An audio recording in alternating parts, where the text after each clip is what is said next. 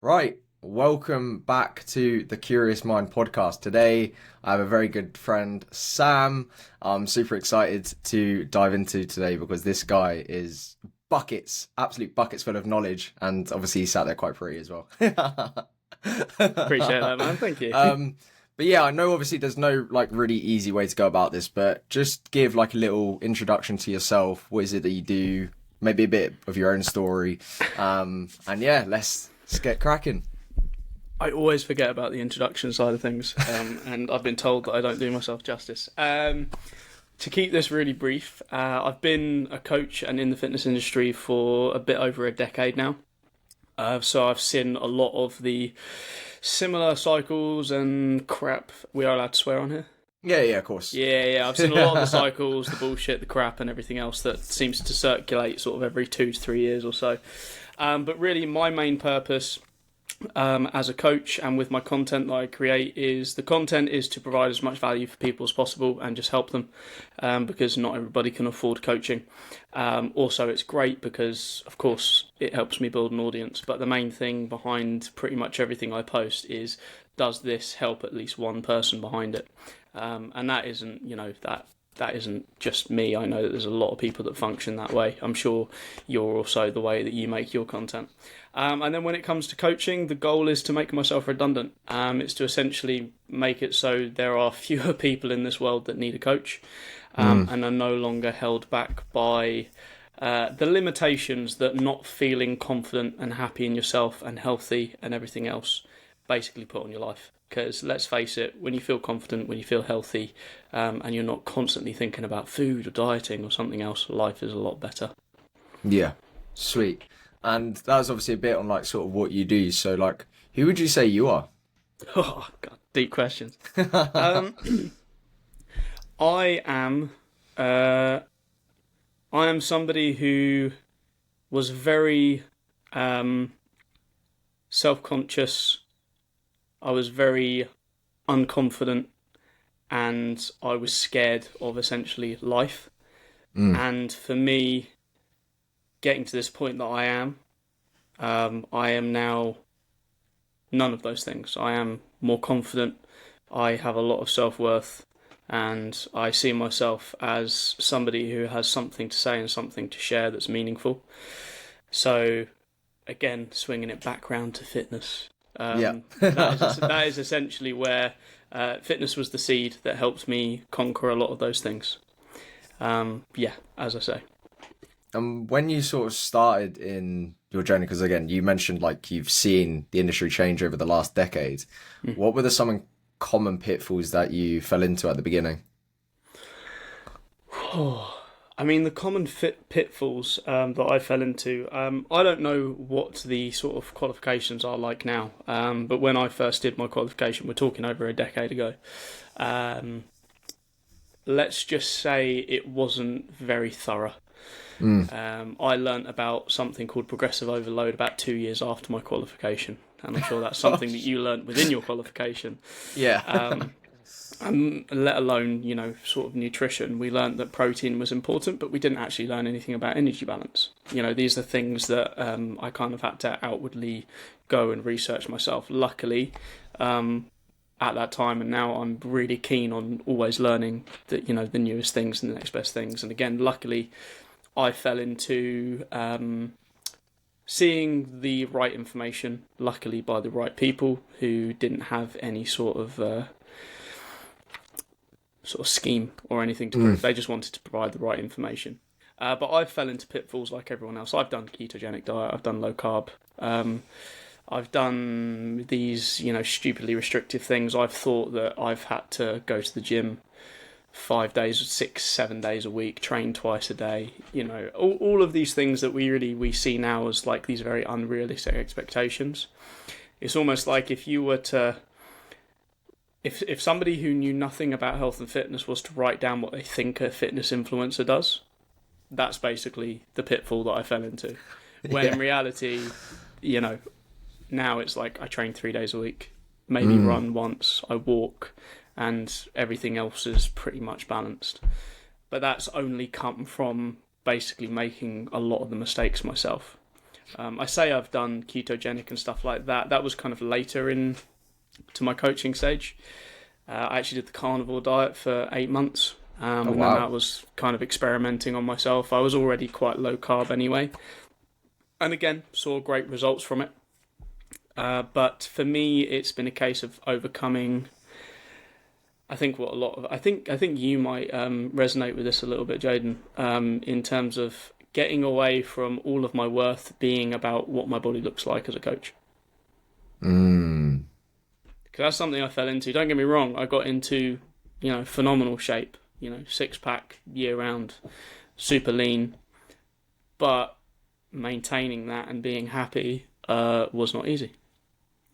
And eventually seeing the downsides of constantly chasing that lean physique and doing that because if I don't have that lean physique, what sort of coach am I? Who am I? How can I help people if they don't see me as someone who is an Adonis in fitness, an absolute athlete and a pro, when in reality, it doesn't have to be like that. 100%. I relate to that as well because obviously I'm like 19. You know what I mean? I haven't got like a mad physique yet or anything like that, which is, do you know what I mean? So yeah, definitely connect because it is a interesting struggle, and on that as well, what are the downsides that aren't really spoken about when it does come to sort of chasing that physique in your sort of own experience? It's a difficult one. I'm trying to. I call myself the grey man because I try to think of not everything is black and white. So I look back and I know it's cliche. People ask the question like, if you could stop one terrible thing happening to you, that happened to you, would you, stop that happening to you? And 9 times out of 10, the person will say, well, no, because actually I learned a lot from that. And it's helped me become who I am today. And something that I say quite a lot to, people I work with is I believe that you need to have times of imbalance to find balance. So I have been at the end of the scale where I don't give a fuck about my fitness. Like, I'm playing Xbox 360, I'm eating ham and Doritos out of the fridge and out of the cupboard, I'm sneaking food, and I'm wasting my days inside just doing stuff like this. When deep down I would like to be athletic, I would like to be like how the other teenagers that I saw were, and I wanted to be outside and do these things, but there were things holding me back from doing that. And then I have been the other end of the scale now, which is what we spoke about a second ago, which is having 6-pack abs, being super lean, training 6 days a week, essentially thinking that I am, greater than most people because I'm this fitness person. Yeah. And then realizing that both ends are practically the same. They're almost like a prison. It's a prison of being kind of stuck in not where you want to be. I want to be this person, and all of my actions are not aligning with that person I want to be. And then this prison of constantly thinking you need to keep up with being this fit, healthy person, when in reality, it's not fit and healthy, really, is it? I think that answered your question. Yeah. So what would you say your self-worth now depends on if it's not your physique? I would say I would be lying to you if I said that I'm not still currently working on it. When it comes to my physique, it is very much detached from that.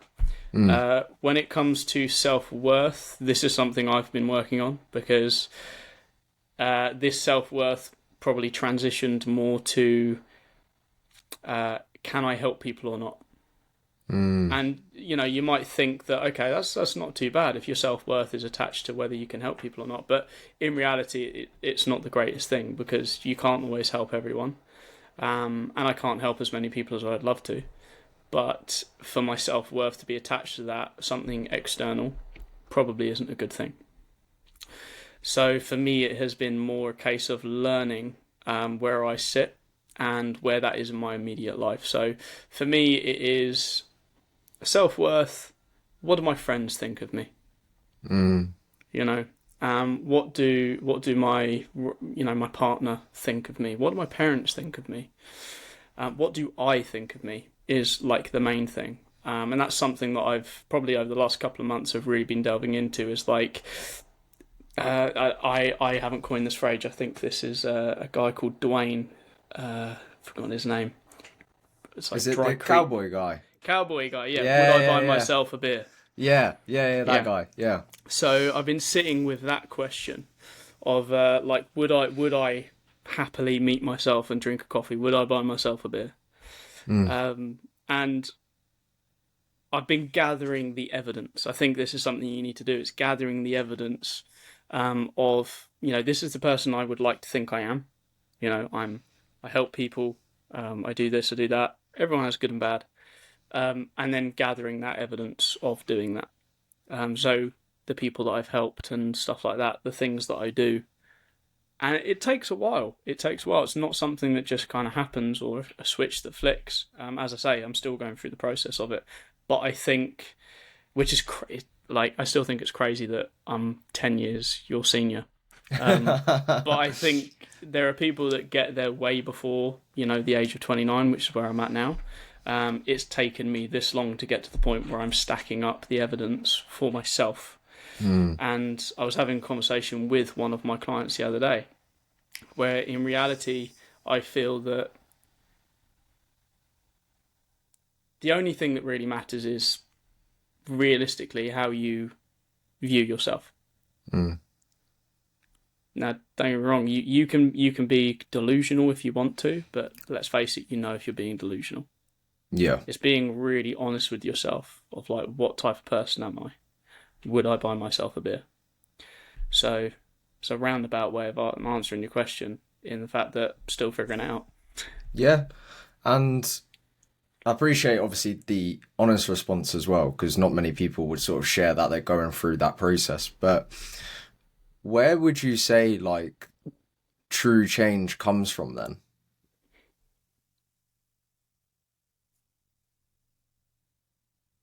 It's really hard because what I don't want to say is like a single sweeping sort of statement. I think change comes from many places. One of the biggest parts is obviously a change in identity. This is something that I talk about with my group, with my people. It's very difficult for me to try and talk about in content online because it's so fast paced and everything else. Yeah. But in reality, for your life to change, for you to get to, let's say, the next chapter, there is going to have to be a shift in identity. But it doesn't mean that you change who you are entirely. I think it just means that there are certain aspects of yourself that are going to have to evolve and adapt and change.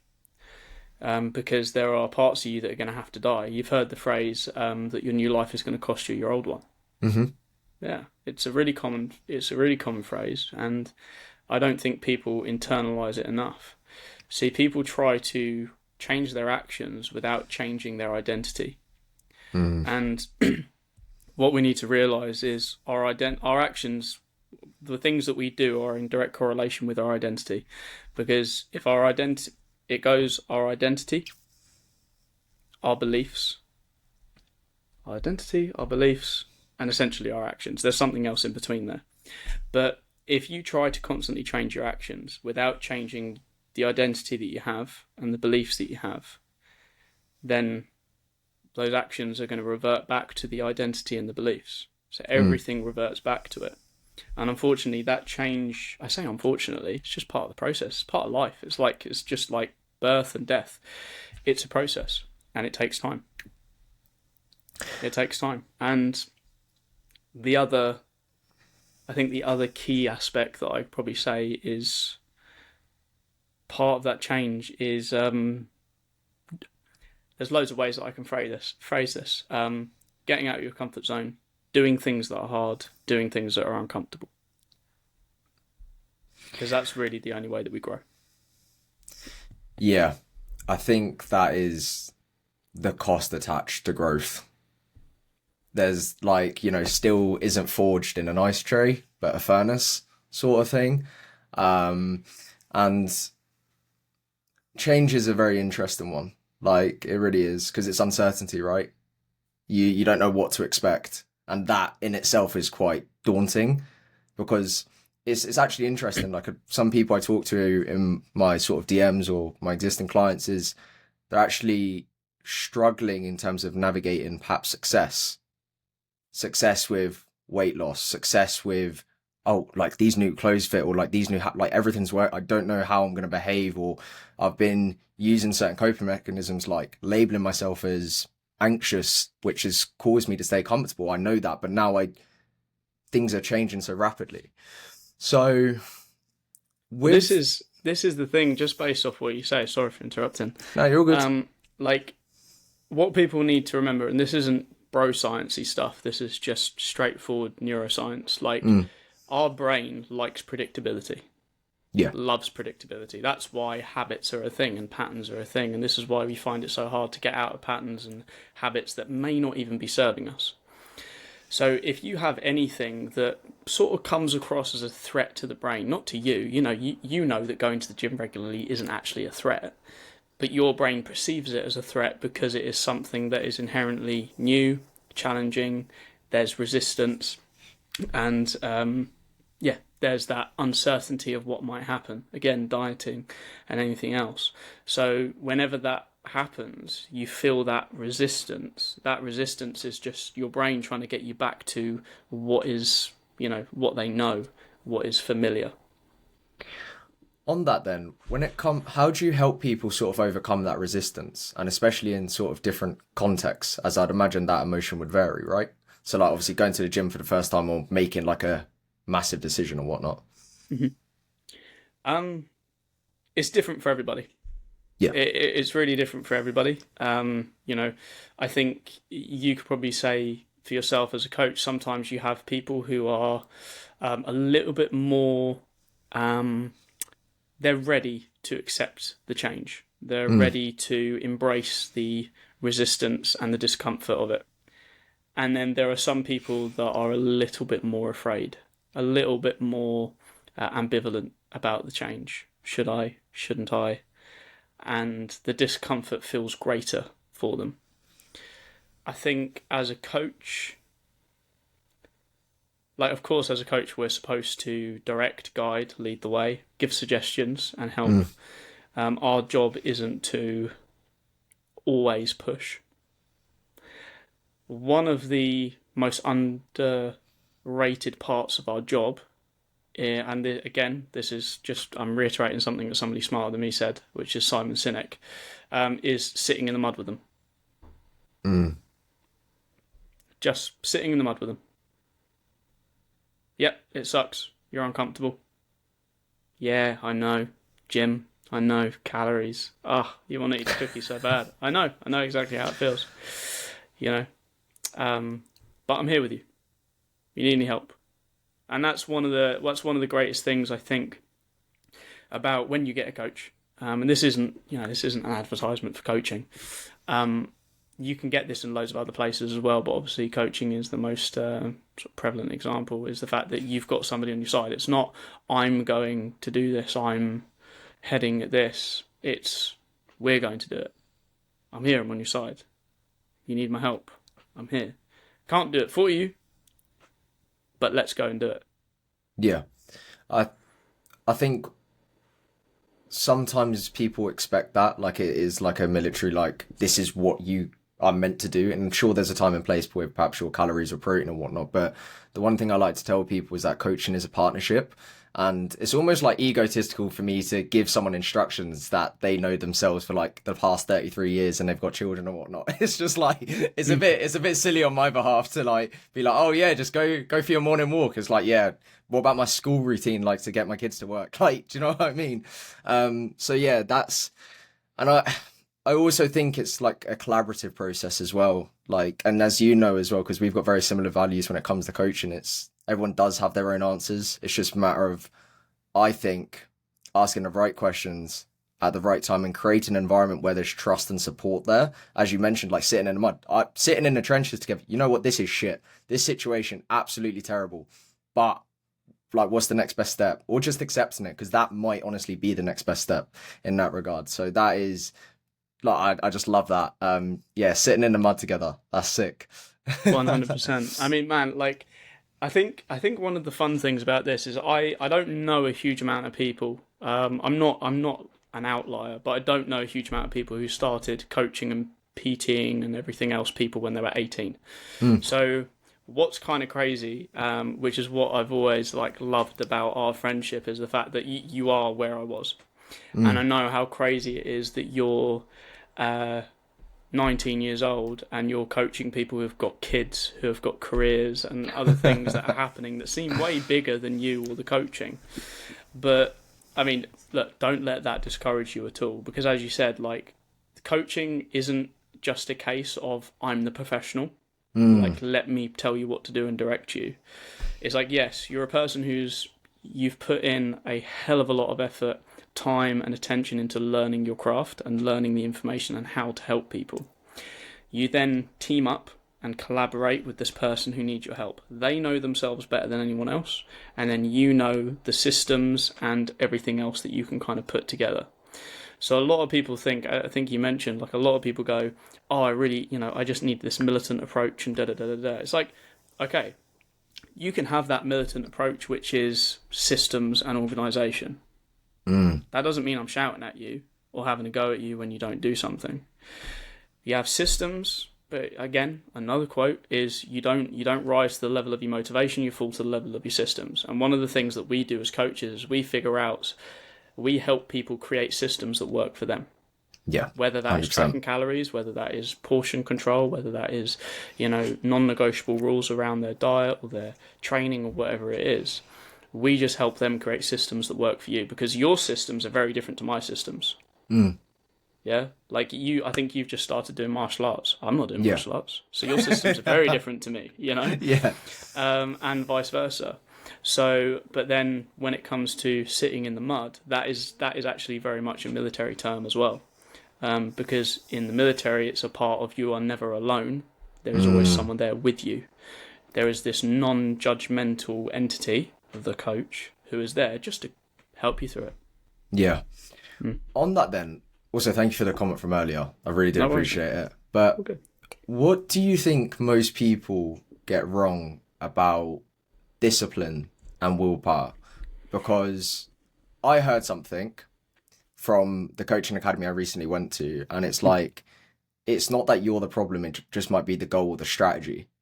And if something doesn't fit your wiring, you'll naturally find an excuse not to do it. So I'm keen to hear your perspective on this and where some traditional beliefs might be, and overcoming them. Yeah. Good question. When I started my fitness journey, one of the biggest things that got me through it was YouTube motivational videos. If anybody here knows who Greg Plitt is, absolute go. Unfortunately, he's not alive anymore. He tried to outrun a train, I think, and the train won. But he did these incredible motivational videos, and it wasn't just bro motivational. It was kind of again a guy meeting you where you're at and basically believing in you more than you believe in yourself. So back in the day, I probably did that. I think, I'm going to be more disciplined. I'm going to be, and to an extent, there is an essence of that. It is maybe holding yourself to a higher level of accountability, holding yourself to higher standards, for sure. But I don't think that people inherently have a discipline or willpower problem. I think very much like you said, it could be the goal or the approach. When we talk about the approach, that's usually the systems that we spoke about. So if your systems are crap and they only work on days that they're amazing, then it's crap systems. You need systems that work on days when things don't go well and you don't feel great and everything else. Now, if those systems mean that you have to take a slower, longer approach, then so be it. Those are your systems. If that system is a way where you have a faster and more rapid approach, then okay, cool, congratulations, you've got a faster, more rapid approach. But again, people don't have a discipline or a willpower problem. Their systems just don't work. They're trying to use systems that just don't work for them. And then I think another part of that is then their expectations.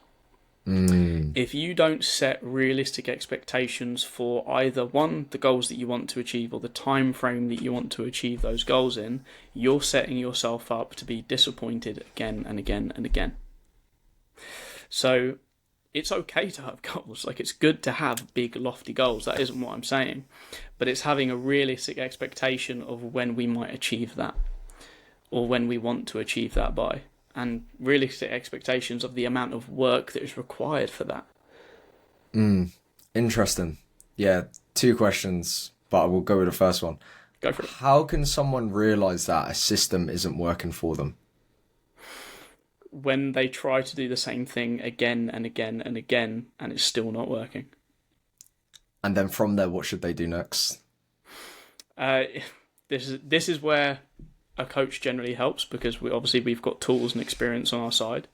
But try something else. But 9 times, pretty much every single time, I will say, break it down to the easiest next step. Yeah, I think we Lewis Potts. He worded it perfectly. What is your next best step? So you're trying to go to the gym like 5 days a week. That didn't work. You're trying to go to the gym 3 days a week, and it's just not working. Okay, what is your next best step?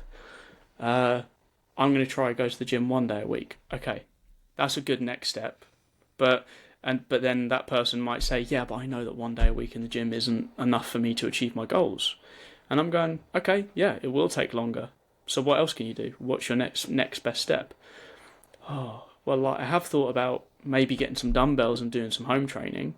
And then I'm like, that sounds like a really good idea. Maybe, do you think we could implement that? How many days a week? I could probably do 2 home training sessions a week. Amazing, cool. And then we've come up with a solution, and we've broken it down into something that's way smaller. Because I've had it in the past. You have people coming to you and they're like, yeah, like 5 days a week, I think, because that's what I see all the fucking shit influencers on Instagram doing. And I go, okay, are you sure that's realistic for you? Yeah. I'm motivated. I'm ready to go. And then a couple months down the line, we've got 2 training sessions at home with a pair of dumbbells and a pull-up bar, and 1 session in the gym for lower body, and they're making more progress than they have in the last 12 months. Mad. So let's break it down. Explain the importance of that next best step, because when I started my journey, it was all or nothing mentality. You know, like, well, what the fuck is the point? Drink a glass of water, mate. Like, come on. Or like a gym once a week. What's the point? I'm not sure if you was in a similar camp back when you started. I'd imagine with the 6 times a week, perhaps you was. But yeah, elaborate on that importance of that next best step. Like, why should anyone care? Without that next best step, you're going to stay exactly where you are, repeating the same process again and again. So very much in the same boat. You're right. When I first started, even after being a qualified personal trainer, having my qualifications, there would be periods where I had months where I wasn't going to the gym because I missed a couple sessions, and I catastrophized that and let that turn into an entire month of having shame and not wanting to show my face at my local gym, because I know everybody and they know that I haven't been there for a month and I'm going to be lifting less when I get back, and it's just going to be crap and blah, blah, blah. When breaking that down into just turn up for 20 minutes. Not even that. I think in one of those times where I had about a 2-month gap of training and being in the gym, I just said, just put your runners on and go for a run. Just do that. Yeah. And then it turned into I was running 2 to 3 times a week. And then I got those dusty dumbbells out from the shed and I started using those again. And then I went, you know what, I've been doing this. I'm actually in better shape than before I went to the gym. Now I'm going to go back to the gym and I'm great. But I wouldn't have been back in the gym if I hadn't just put on some shoes and gone with the next best step. Yeah. So without breaking it down, reducing the resistance and turning that big lofty thing that you want to do into something that's just out of reach but fully attainable with a bit of effort, you're just going to keep repeating the same cycle again. Yeah, I think to add to that as well, it's just like building the evidence. Like, hang on, you can follow through with your words, and like that is key. Yeah. So key. It's that element of self trust, right? hmm So, Um, sorry, go on. no. You go. You go. Well, so this is it. I don't want to talk about like my business or anything else, but there's a reason why within a group coaching that I run, I started doing something called a focus cycle, which is 28 days long, exactly 2 weeks long. And there's a reason why I've done this. It is because back in the day when I was struggling to really stay consistent and I had this all or nothing mentality, this black and white thinking, I just said to myself, with a little bit of grit, is just stick to it for 4 weeks. Just do 4 weeks. After 4 weeks, if you still can't do it, then fair enough. Never go to the gym ever again. The gym obviously isn't for you. But if I can do it for 4 weeks, let me just try. Yeah. And I did it for 4 weeks. And then I don't think I've probably missed. I've had a week where I haven't had one training session of some kind. Yeah. And even if I have had a week where I've missed a training session, I don't care. Because I know that it doesn't dictate whether I am or cannot or can go to the gym. So for me, it's having that 28 days, which we've all heard the quote, okay? You don't gain confidence by shouting affirmations in the mirror. You gain it by having a stack of undeniable proof that you are who you say you are. Yeah. And the reason why I've done this is one of the hardest parts for people is starting. Would you agree? Say that again. Sorry. One of the hardest parts for most people is starting. Yeah. But if we can have 4 weeks of absolute evidence that they can do it and keep that momentum rolling, voila, we're in. We've broken through that initial sort of stagnant feeling. So yeah, you're right. Like, not only is it the fact that you're breaking down the barrier, but a big part of it is the fact that you are acting like the person you say you want to become. I usually say this when we talk about motivation, because a lot of people refer to motivation, but they're talking about the feelings that you get, the emotions that you get with motivation. But you actually get motivated before. A lot of people say you take action, then you see results, then you get motivation. 100% true. Okay, a lot of people are waiting for motivation. They think it's motivation, action, result. It's action, result, motivation. But in the most part, when you take action, you feel pretty motivated because you're doing the thing you said you wanted to do. And that's before you even get results. Yeah. Nah, wicked. Evidence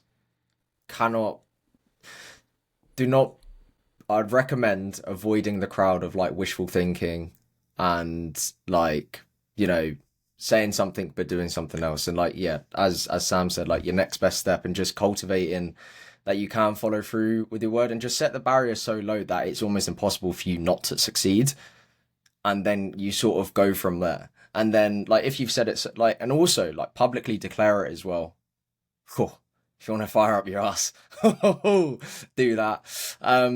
But I want to go back to the point you mentioned you had your head down a lot when you first you would miss the gym for a few months and you'd have your head down. Like, sort of take me back to then. Like, how did you feel in that moment? I felt like a failure. I felt like I was who am I trying to fool? I'm trying to do this thing. Like, I'm not a fit, athletic person, and I wasn't school, middle school, high school. I was always like last with the cross country run. I was always picked last. It's going to sound like a sob story. Picked last, and I wasn't good at football, wasn't good at running. My hand-eye coordination was crap. I wasn't a very fit, athletic kid. And then through the years that went through that of just sitting on my arse and playing Xbox and doing stuff like that, obviously I became even more unathletic and out of shape, and I'd get out of breath easily and I was weak and everything else. So obviously to me at that point, all of the evidence pointed to the latter. I wasn't fit, I wasn't healthy, I wasn't who I wanted to be. but I've got all this harsh evidence telling me that I'm not this fit person. So a slight mistake obviously would get on top of me, and I would feel like, who am I trying to kid? I'm an absolute failure. I can't stick to anything. There's loads of people where they can just do this and they find it easy. I must just be different, and I just can't do this. I don't have enough willpower. All of the same feelings that a lot of people get, until again learning the things that we kind of talk through.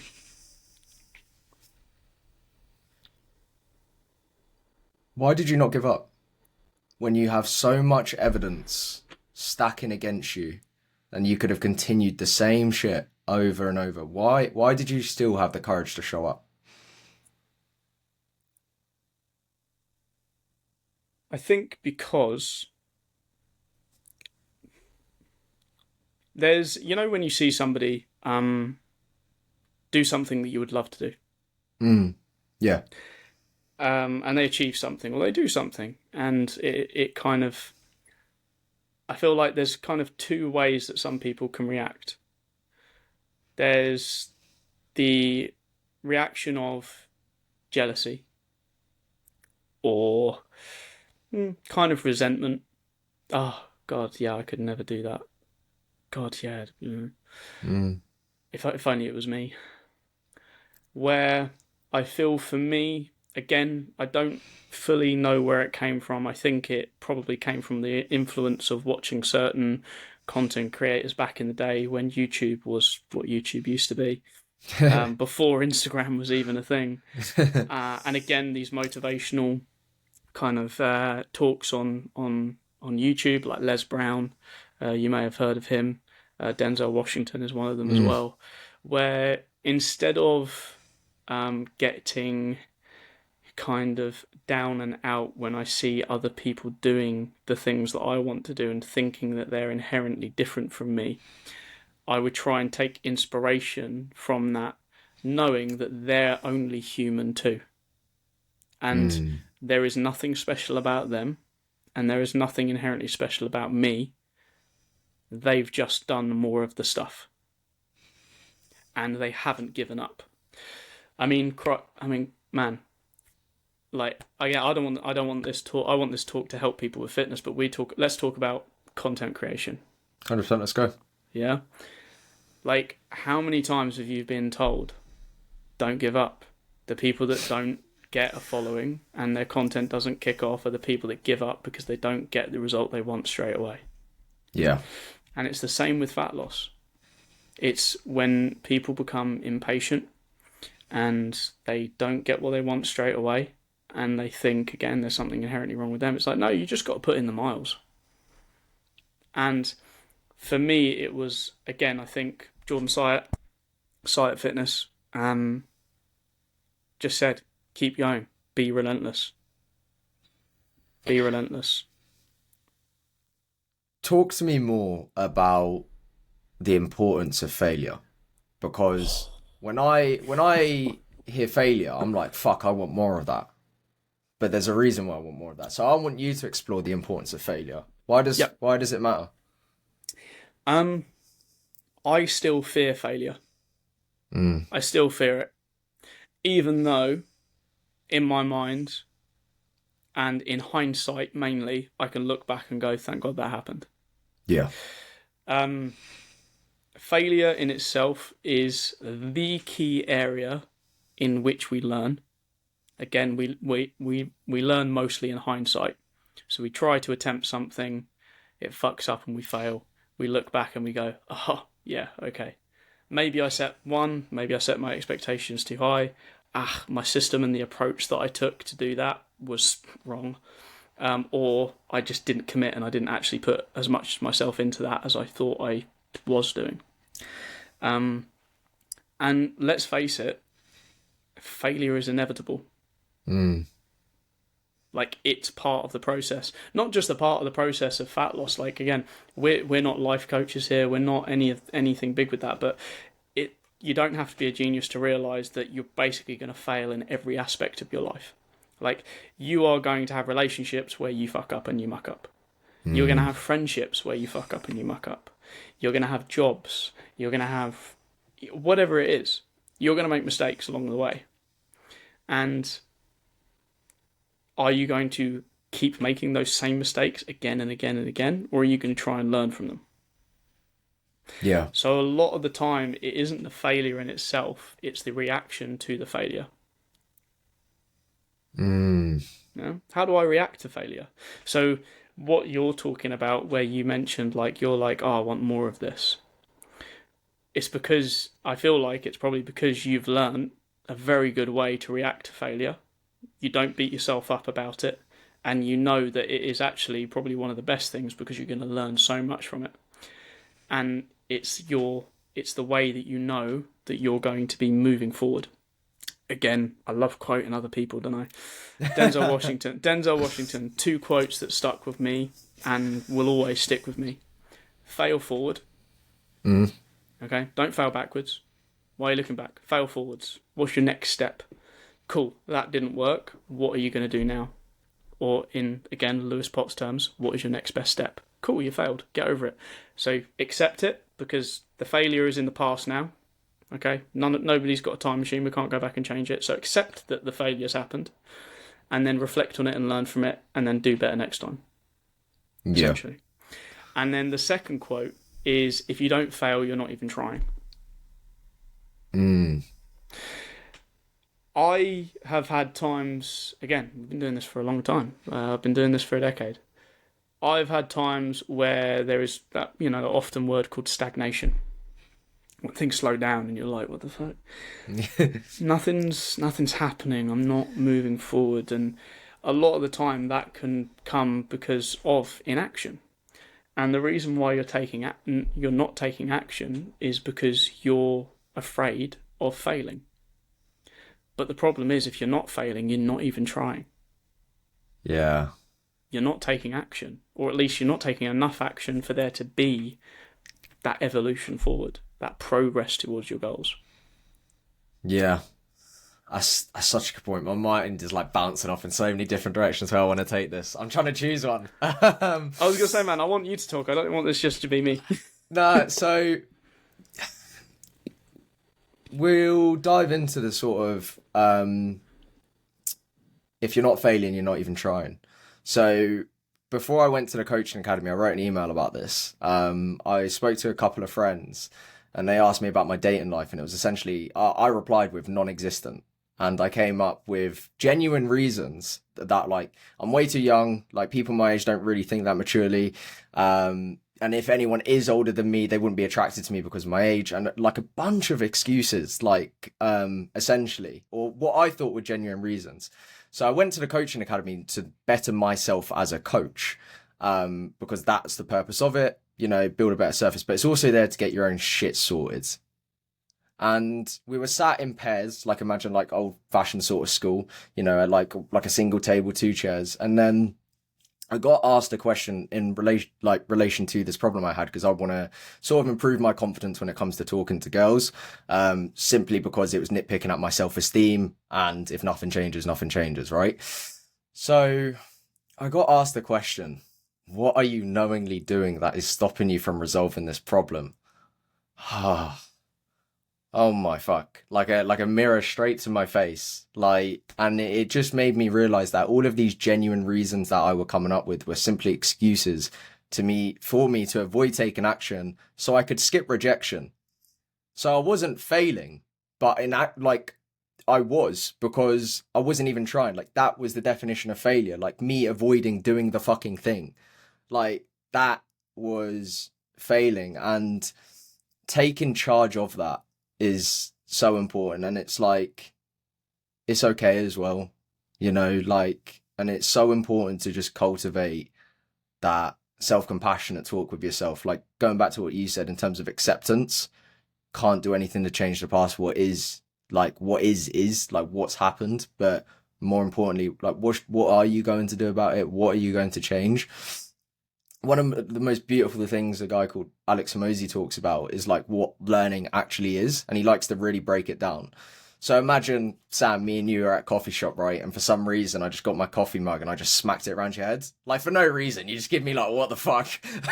Right? And then you decide to meet me for a coffee again. And I do the same action. So I pick up the cup, I lift it up, I look to drink it, but then I whack you around the head with it again. You're like fuming. So you meet up with me for the third time. I'm not sure why. Okay, so I pick up the coffee cup with my right hand, I go to drink it, I look at you, and then I go to bring it round your head, but you duck. Well, you've just learned. Mm-hmm. Because you've changed your behaviour in response to the same conditions. And that's like sort of the definition of learning. So whenever you come up with a similar scenario, you know, like you're bored of eating at like 8 p.m. or whatnot, and you decide to hang on pause, you've just learned. Because it's the same condition, but you're changing your behaviour and you're like, no, I don't actually need this. I've recognised the emotion for what it is. Yeah. And I think a big part of that, a big part of that is people recognising that they actually do have control. Like, you have control. Like, I know these things feel like they're out of your control sometimes, or right now. But at the end of the day, this is a tricky one, because this is when we start going into the fact that everything you do, it really is a decision, whether it's subconscious or conscious.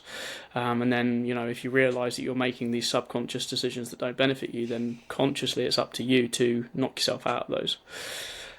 But that isn't easily done. On that, I was in a situation where I genuinely thought the reasons I had were valid. So, like, I genuinely believed in them. But that was just me avoiding responsibility. So for someone in a similar situation, and say it is rooted in their subconscious, how do you help them get to the position to take responsibility, if that makes sense? Again, very different for a lot of people. Some 100%. people need a bit more of a tender approach. Some people prefer a more tough approach. But I think the underlying piece first is just creating an awareness. And it is the awareness that it's a similar process to what you went to. Okay, what are the reasons / excuses? We'll get to that later as to why they're excuses. And then making them realise that actually what the actions they took was their decision. Yeah. It was a decision they made.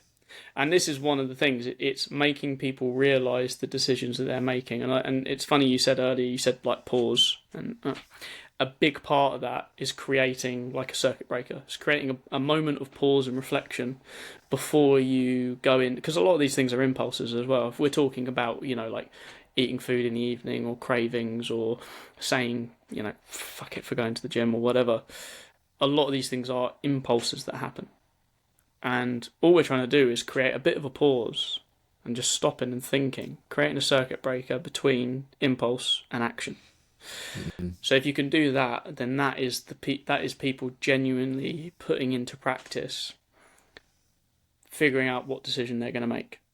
And what I found is even if people do make a decision that isn't aligned with their goals, they are more accepting of the fact that they're like, well, I made that decision. Like, I ate the family-sized chocolate bar. I did that. Now, that isn't the be-all or end-all, because later on, they start learning the more they do this. And then rather than having the full family-sized pack of chocolate, they eat half of it. And then further on down the line, they're like, yeah, you know what, I had a normal serving size, it fit within my calories, and that's fine. But that comes through practice and repetitions of pausing and then understanding that you are about to make a decision here. And it's not an excuse, or you can't put it on anything else. You've paused now. You are now conscious in this decision-making process. Am I going to go to the gym or am I not? So, from there, how do you encourage someone to take an action that will make them feel proud for doing? There are quite a few different ways. There are a few different exercises that I kind of go through with people, because a lot of the time, there are many different ways. Sometimes people are genuinely struggling repeatedly on getting out of this habit of kind of not picking the right thing for their goal. And then there's sometimes it happens occasionally, and that's a bit easier. So something that I tend to do is I get people to sit down and I get them to write about this alternate version of themselves, or the version of themselves that they want to become. So I call it whatever the name is, Jaden B. Okay, you're Jaden A, we're going to focus on Jaden B. What does Jaden B have that you don't have? What is Jaden B capable of doing that you can't do right now? Jaden B, he goes to the gym regularly, he's confident, he's this, he's that, he's, whatever. Okay, now let's concentrate on the actions that Jaden B does. What actions does Jaden B take? Oh, well, he prioritises the gym. He goes to the gym early because he knows that he doesn't have time in the evening. He, prepares his meals during the week and then is a bit more flexible on the weekend, and so on and so forth. So you whittle it down to the actual actions it takes to become that person.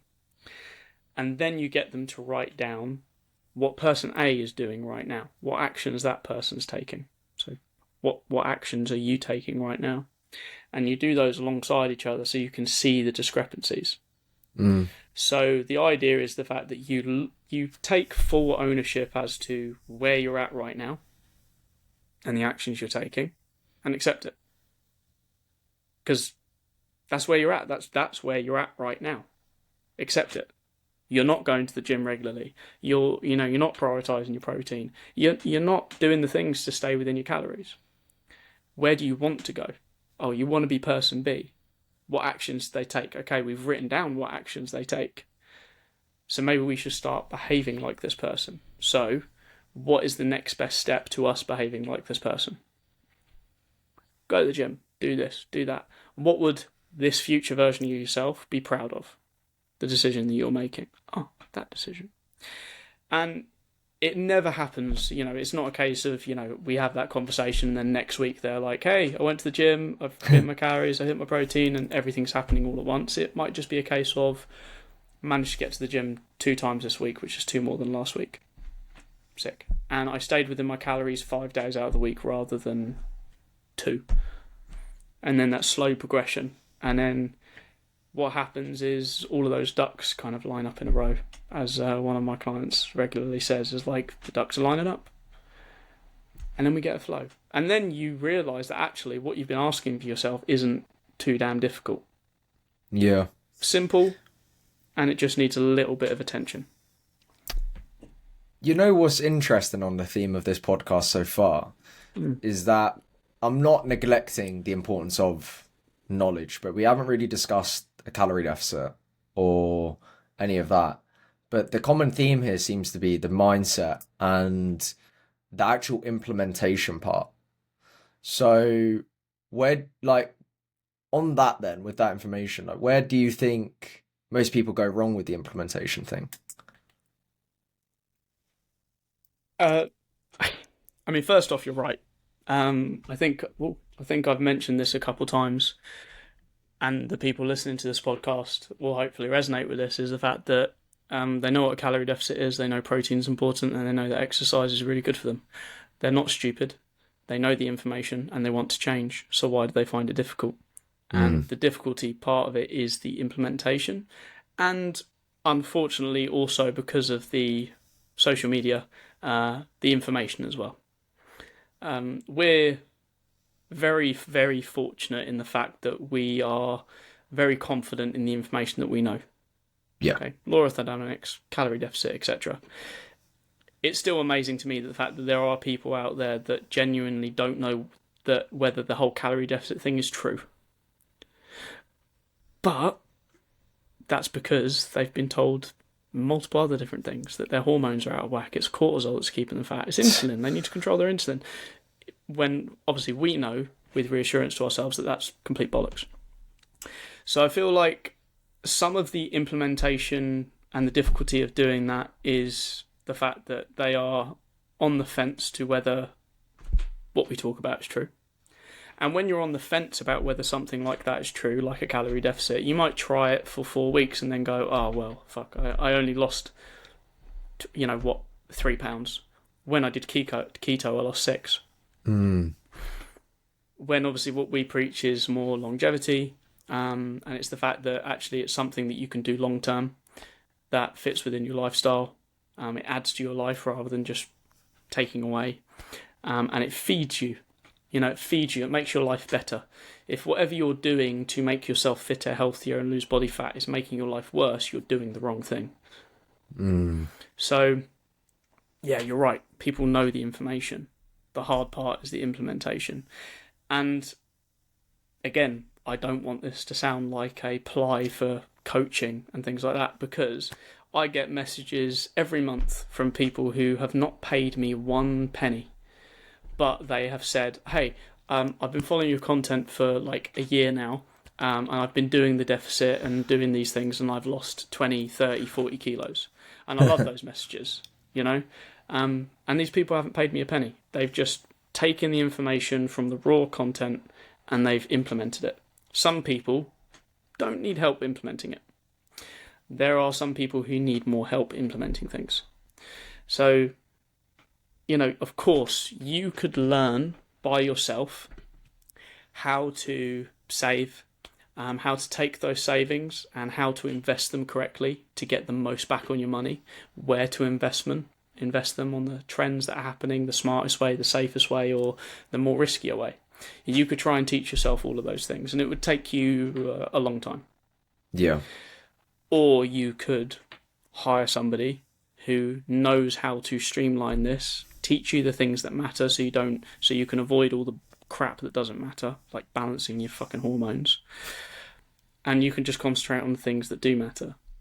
So it's a really tricky question. I can't give you a straight answer, because then we run into the problem of the fact that I think that the fitness industry and the fitness social world is one of the places where there is the most distrust around creators and coaches.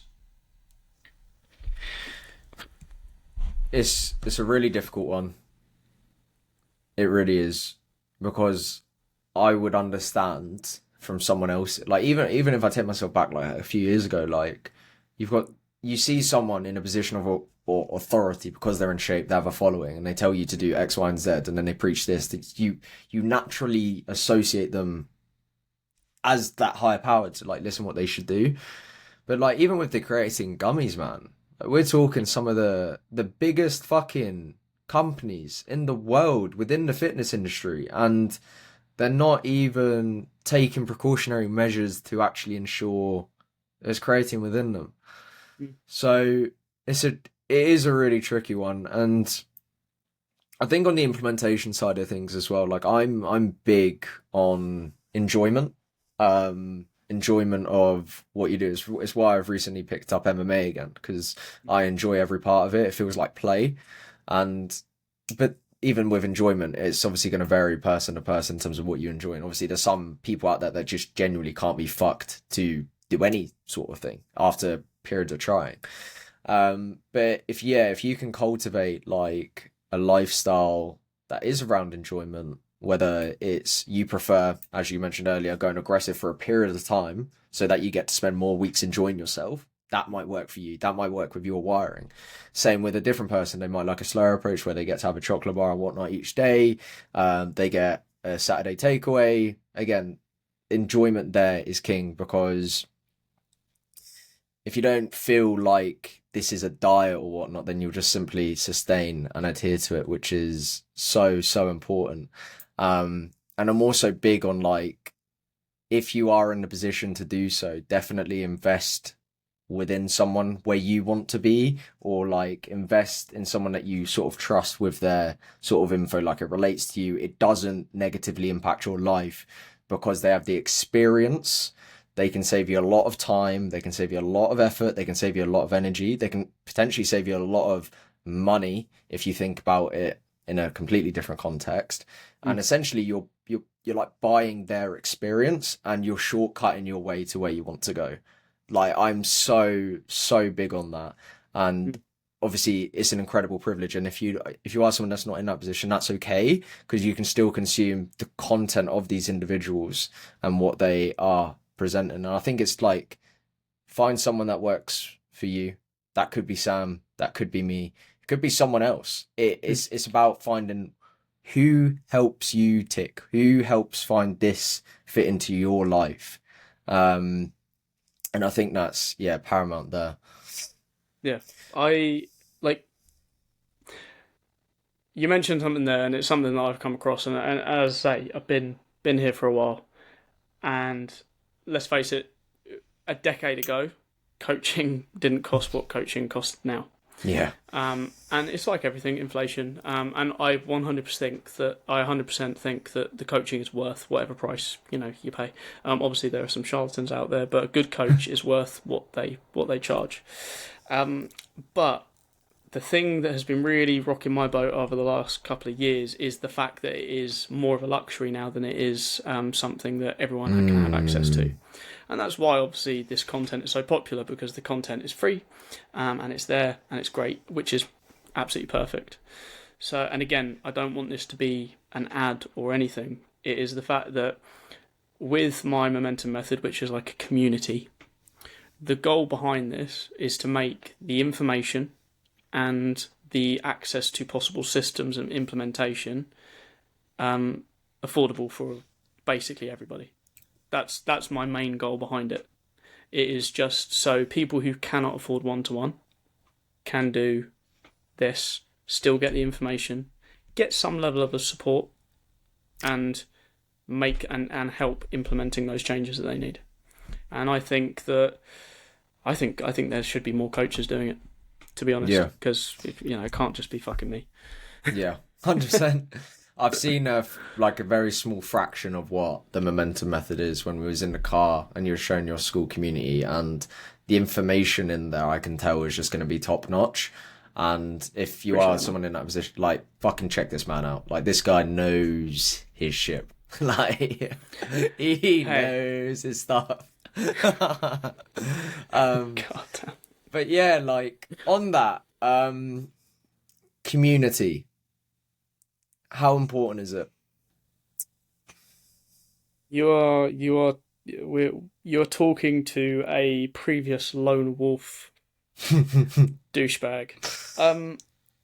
I spent, without going too deep into therapy, I spent a lot of time by myself as a kid, into middle school and also into high school. Like, I wasn't lonely. I just had a lot of solitude, a lot of time by myself. And I got used to it. It's quite addictive, because basically you don't have to put up with anybody else's stuff. You don't have to compromise. You do what you want on your terms and everything else. And when I first started in the fitness industry, it was very much a very lone wolf kind of environment, because for some reason the environment was, I'm a PT or a coach, and any other PT or coach is my competition. So we can't be friends. We can exchange and be acquaintances and talk about stuff, but at the end of the day, I want their clients, they want my clients, whatever. And then moving on to online, being very isolated again, because we're online coaches. Like, predominantly what we do is being in front of a laptop and doing things like that. But then going into a place for me that felt really uncomfortable. So talk about getting out of comfort zones and doing things that are really uncomfortable. Going to International Fitness Summit on my own. And then meeting two of my closest friends, Oisin and Emmeline. And then through Oisin and Emmeline, meeting you, Jaden, and Jude, and other friends and stuff like that. And then broadening my circle of people who have nothing to do with fitness, and they are my friends. And I've come to learn over the last, let's say, 5 years, or since COVID lockdown, that community is so important. So important. It's important to have friends. It's important to have community around you. My goal would be that in some way, shape or form in the future, that the coaching and things that I do also incorporate physical in-person community aspects to it, because I think it's so important. Because when you're going through hard times, you've got people to sit in the mud with you. Because if you don't, you're going to be sitting in the mud by yourself. And that sucks. Yeah. I went through a similar, not in terms of like long period of time, but intensity when break up, no friend. Like that was rough. Like being truly like sort of alone in that regard, and not having anyone to talk to, even just like a chat, is tough. And I feel like more loneliness is starting to creep up. Like you mentioned, solitude versus being alone. I'd be keen to know the difference there, and also like someone who might think they have friends, but like, you know, they say like snarky comments or whatnot, and they're just in a position where they might be growing. What would their next best step be, would you say? So I know that's obviously two questions, but yeah. Yeah, so this is people who like think they have friends, but they're not quite, Yeah, or gelling. like a bit lonely as well. Yeah, like It's difficult when you're lonely, because you feel alone, and then there is that discomfort of putting yourself into the uncertainty and the fear of being rejected by other people. That was my yeah. problem. It was the fear of rejection, of like, oh, these people will just inherently not want to be my friends and won't like me. And it takes time. It really does take time. And it's really hard for me to pinpoint exactly what happened, but I think I managed to make friends with some very understanding people. I think Emmeline would vouch for this, where she, at first, she thought I was a bit of an arsehole, because I was standoffish. I was on my laptop at the airport where we met, and I was doing things and doing that. What she didn't realise was I was stressed out and I was completing programmes before going away to IFS or going in Portugal for 4 days. And she was like, oh, actually, you were like a really sound person. I just had to take my time with you, and that's it. The difference between loneliness and solitude. I think loneliness is a crazy one, because you could have lots of people around you and still feel lonely. Yeah. And I think that's where you're coming from when it comes to having friends around you that may not exactly be friends around you. I know that the friends that I have around me, if I needed help, or if I was in trouble or down, they would do everything in their ability at that moment to help. And I would do the same for them. Just straight up. Like if somebody was like, crap, I need to get picked up from the airport and I'm absolutely crapped and I've got this work thing tomorrow, and I'd be like, well, look, I've got a car, I'll come pick you up. Let's go. When it comes to friends who may not be friends, I think I have a simple rule. A simple rule that I follow in my mind is I do not tolerate malicious intent. Yeah, 100%. I can handle mistakes. I can handle, people doing things incorrectly and then apologising for it and stuff like that. But what I do not tolerate is any malicious intent. So if I see that an action or something was said with malicious intent to hurt me, you're out. See you later. Yeah, agreed. Very simple, I think. And being able to cut people like that out of your life is important too. But that's, again, a skill and something that you learn through being uncomfortable and doing it. Yeah. On that as well, I think something that's I saw somehow, right, short form content, Instagram, a carousel changed my perspective on this, and it's been in my mind for like the past week or two. Love that. It was from a guy called Ben Hawksworth, and he posted a picture of his book, and he was talking about like relationships and inner circles, like lesson 55, and it said like your real circle are those who will show up for you when it is also inconvenient for them. And I think that is an incredible fucking filter, and it also like it's also something that you can use on yourself in terms of like being there for that individual as well. But if you're seeing like a misalignment between, it's always convenient, it's whenever works best for them, it's always their schedule, it's like you got to really sit there and evaluate, like, is this person actually someone I want in my life? And obviously, like, if you really do value that relationship, obviously have the difficult conversation. That a recurring theme as well in this is courage. Holy fuck, courage, man. Like, courage applies to so many different things, and I think people commonly mistake courage as like they ostracize the feelings that come attached with it. scared of rejection, failure, uncertainty, all of that. They're like petrified of that, so they do nothing. But that's the definition of courage, to still take action despite that. Yep. It's still having the difficult conversation. It's still going to that new gym and trying something out. It's still going to that community where you have no idea who the fuck the people are there. You have no idea what to expect, but you still do it despite that. Courage is so key.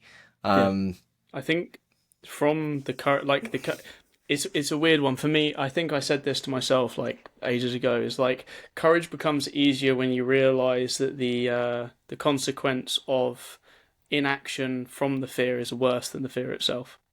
I fucking love that. That is sick. That is so good. That is so true. But it is not like, you know, you want to say something, but you're too scared to say it, and so you choose inaction.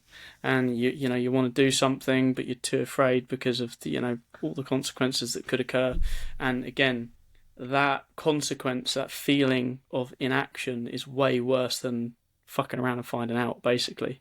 And having a bit of bravery, feeling the fear, but doing it anyway. And yeah, going back to what we spoke about earlier in the podcast as well, it's just you need to stack so much evidence that courage positively benefits your life. And I wouldn't even have the expectation of like, I'm going to feel good or I'm going to get the outcome I want. It's you set the goalpost on doing the fucking thing, because you will be disappointed every single time. You'll discourage yourself from wanting to do it again. So 100% like, because once you, I feel like, yeah, that's why courage for perhaps me and Sam might be a little bit easier relatively, even though the feelings are the same, is because there's evidence there to support that every time it's happened, like 90% of the time, it's turned out pretty well. And yeah. It's a difficult one, that. I wouldn't. Yeah, it's really difficult. Like if we were talking about courage to go to the gym, or maybe have a camera put in your face while you're talking, or maybe talking in front of a room of people, like for sure, yeah, okay. I've got a bit more practice, so it's easier for me to go, well, this went okay the last 100 times I've done it, it's probably going to go okay now. Yeah. But then there are still lots of things that I will put off out of fear, for sure, like 100%. One of those things is just like being more what's the word? Outward and open about the fact that my coaching is a business at the end of the day, and it needs to function where, even though at the heart of it, it's to help people, it's also a business. But it's having the balls of being like, oh well, if I start talking about it in that way, maybe people will think I'm the fear of people thinking things that I don't want them to think. Yeah. So still in action, still working on it, still a work in progress. But there are just certain aspects of my life that I've kind of done the legwork and we're there. I can go to the gym, I can do these things, and there's not really a lot of fear happening there. I mean, even now, if I go to a gym that I'm not used to, there's still a little bit of ambivalence about going there, but not fear. But what is easier, what does make it easier is, okay, I faced fears in this aspect of my life. I can use those skills that I've learned to face the fears in a different aspect of my life. So say, for instance, the skills that you've learned to face your fears when it comes to public speaking, well done, by the way, for I think it was like last month. Yeah, thank you.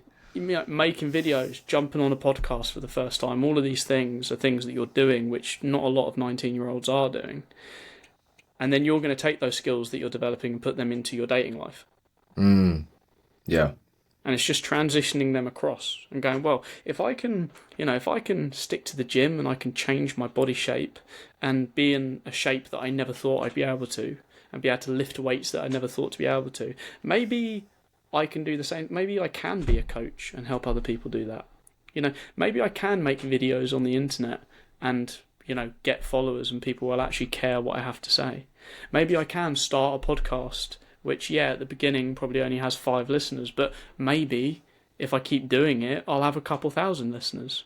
Yeah. And it's fantastic. But it's just understanding that those skills are facing your fear. They can transition from one discipline to another. 100%.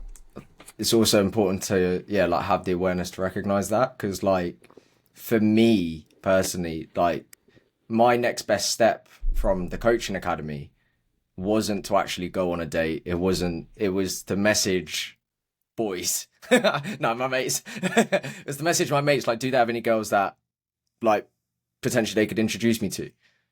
Now to me, I would, mate, but they're gonna be a bit older than you. Yeah.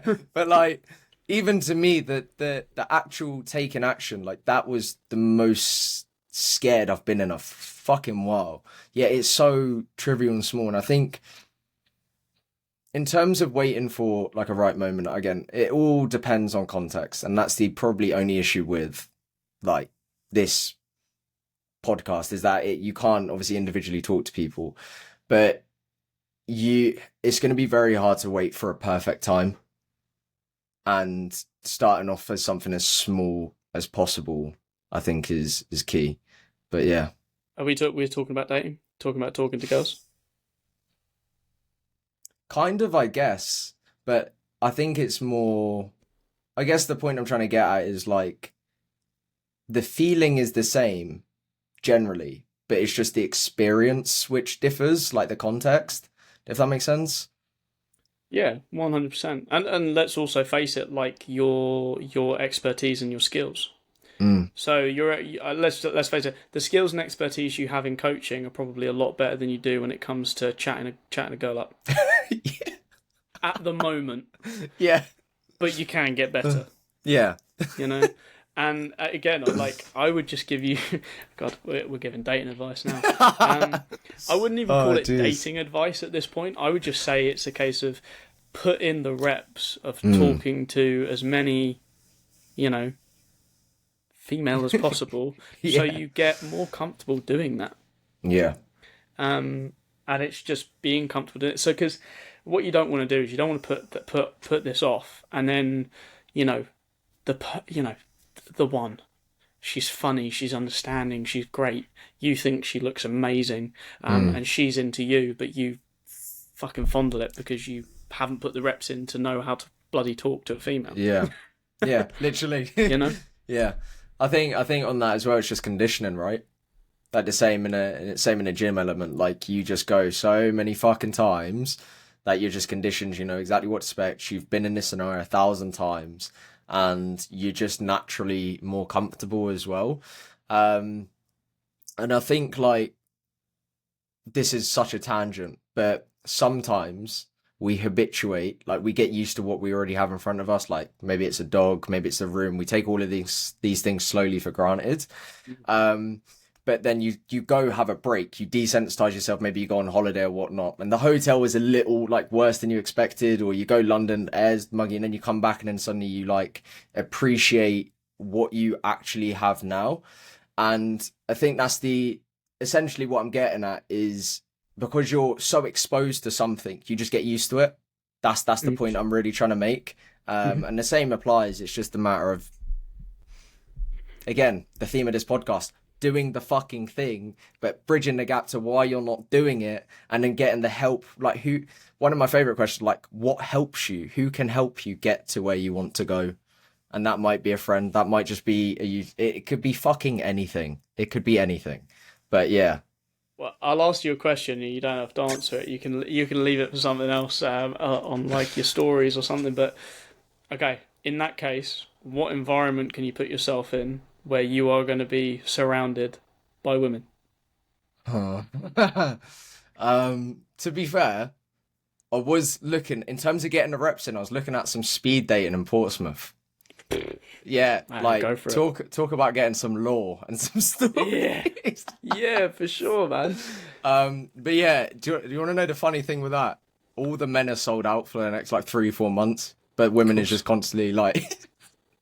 But yeah, no. So that would be something. But also, yeah, I don't know, man. It is a tricky one, because this is where it's probably a bit of a knowledge gap. Like, because I'm not a big fan of nightclubs and the sort of people that I see there, like based on experience. Like, I mean, I could be wrong about that, but it's just genuinely, I don't think, maybe I'll go for the repetitions, but it could have a sort of negative. It's not something I'm overly keen on, but Yeah, so this is like, I think personally, bit of a knowledge gap. But then that's where you'd like I would get help. So Yeah, I don't know actually. I think it's more just a case of you're very clear of what you don't want. You just need to figure mm, out what that means into what you do want.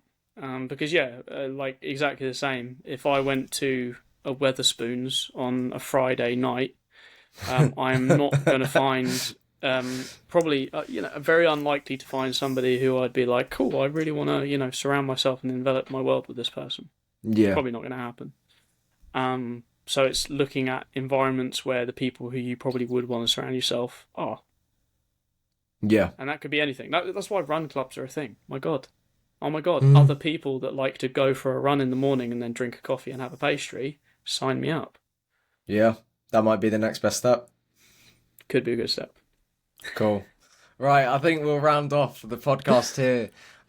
Sam, you fucking gem. Thank you so much for your time, Man, thank you attention, so much for energy. having me on. Like, it's been an absolute pleasure. On that, where can people find you? I believe you've got August, 2nd of August, Momentum Method, if I'm not wrong, as well. Yes, thank you very much for the plug, man. Yeah, 2nd of August, the Momentum Method Kickstart goes on, which is, as I say, like a 4-week, not challenge, but a 4-week process of you basically getting to grips and creating systems that work for you. But I would say if you want to see me anywhere else, Instagram is probably the best place at SamVPT. Yeah, and that's the double E. Double Yeah, E. yeah, sweet. Yeah, thank you so much. Man, thank you so much for having me on. Cool. All right, Bosh. All right. I think it stops recording now. It's just stopping. Refresh the page and try. Oh.